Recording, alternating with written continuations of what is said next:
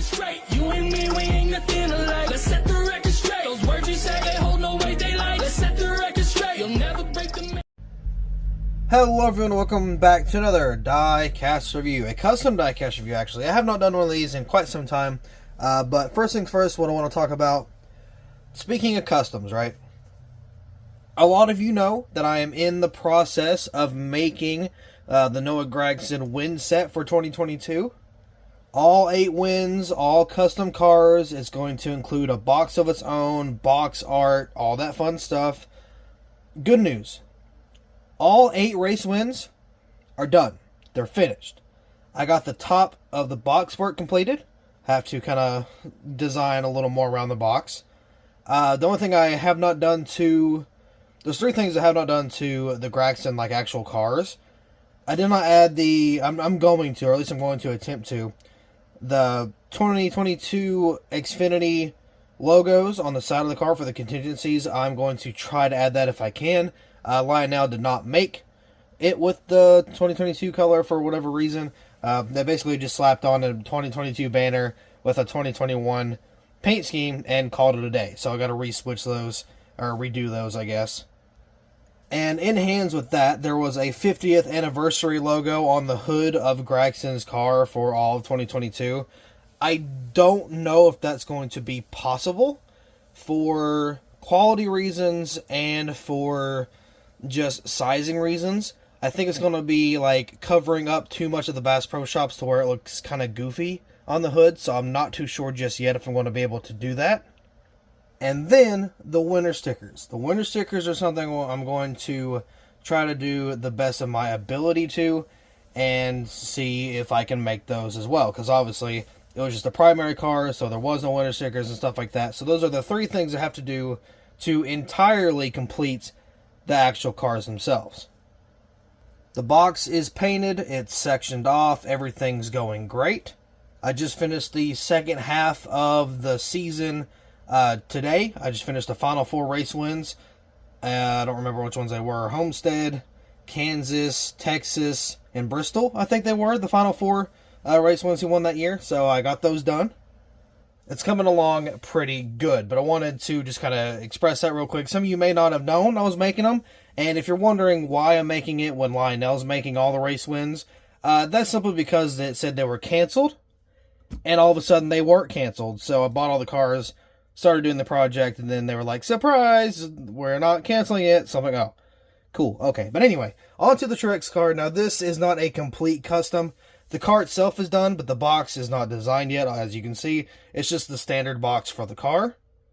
I have not done any customization just yet. I've had this custom done for a long time. I've had it done for months and months and months. Finally getting around to the review. That way I can go ahead and get it out of the way. Now, I don't have any accurate winter stickers for this car. The reason, I normally don't do the winter stickers for my customs, unless it's some big project or like on a 124 or something. But yeah, so I don't have any winter stickers on this one. This is 2021. This is the Darlington race win. It is the throwback box. Just I haven't, customized it to, the actual race win designs and stuff. But yeah, so pretty cool car. I actually liked making this diecast. It's not my favorite paint scheme, but making the race one was really fun. But I got this done forever ago, so yeah, figured I'd finally bring it out and do a review. So with that being said, let's go and get this diecast out of the box and take, a little bit of a closer look to what I've done, what I've added, what I've, changed, all that fun stuff.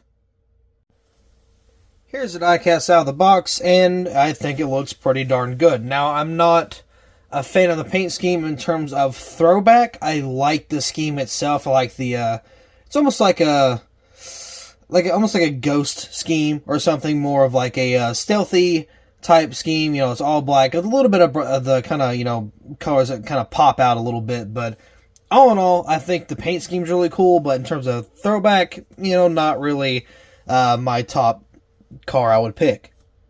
But still a pretty sweet looking ride. So we're going to go ahead and get on to the diecast review here. Got a little bit of race wear onto the hood there, of course, on the auto owners, where you can see it the best.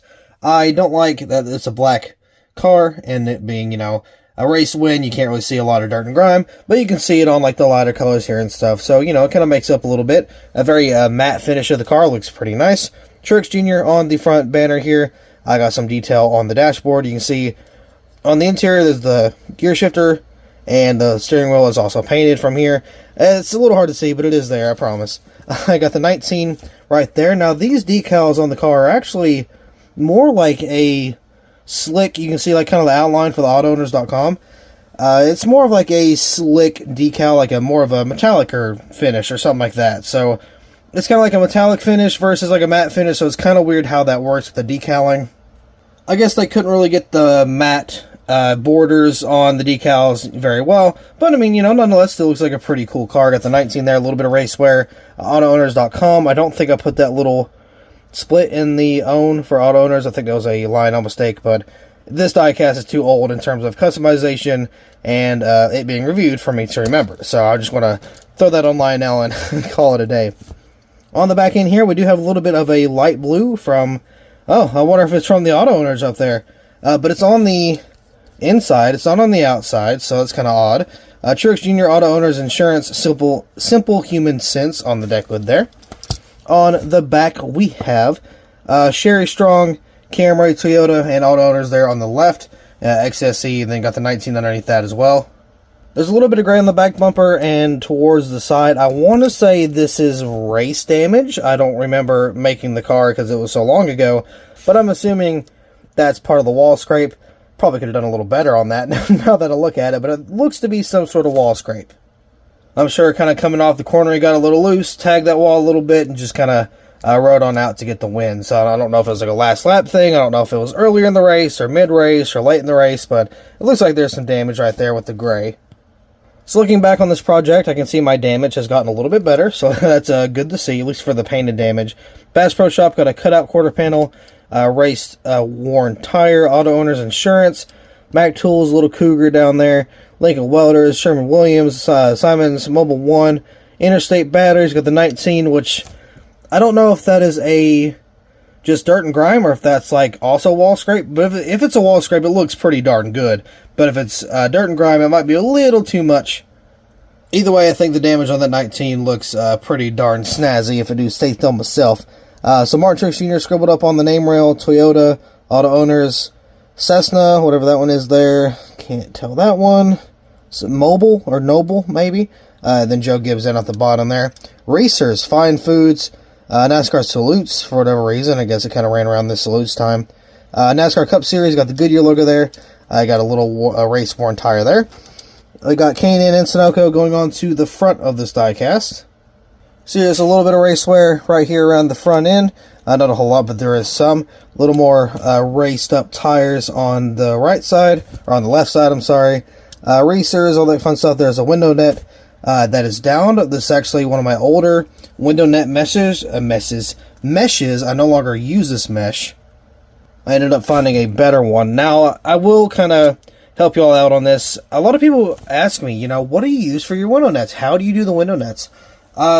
Pretty simple, honestly. Go to Walmart or wherever, you know, maybe some sort of Hobby Lobby, a craft store. I got mine from Walmart, though.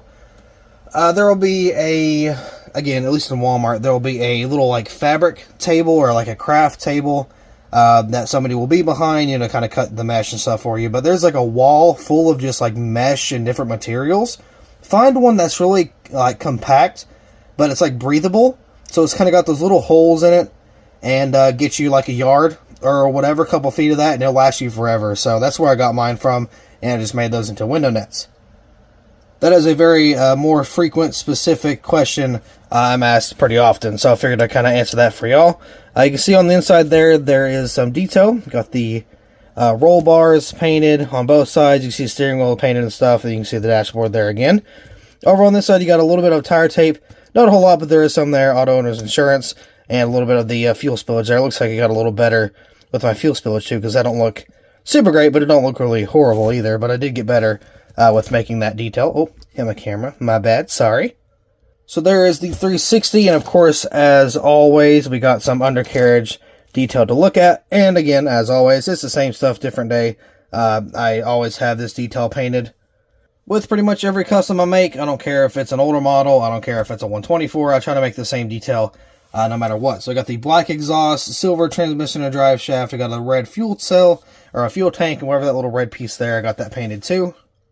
Axles are painted black, and then we got these little, I don't know if these like these little mounts or sway bars or something, but those up there are painted black, and the bracket that goes underneath the transmission is also painted black. So yeah, there is the Darlington win for 2021 for good old MTJ. This will be thrown in some custom wave, I'm sure, for Bottom Bag Diecast. Just don't know when or which one. I still gotta put out my next wave. I have not got it super together yet, but it is ready to go. I'll probably throw that up sometime next week. But nonetheless, I'm sure this will be in one of the custom waves. But with that being said, I do believe that will be all for this custom diecast review. So thank you all so much for watching. I hope you all enjoyed, and I will see you in the next video.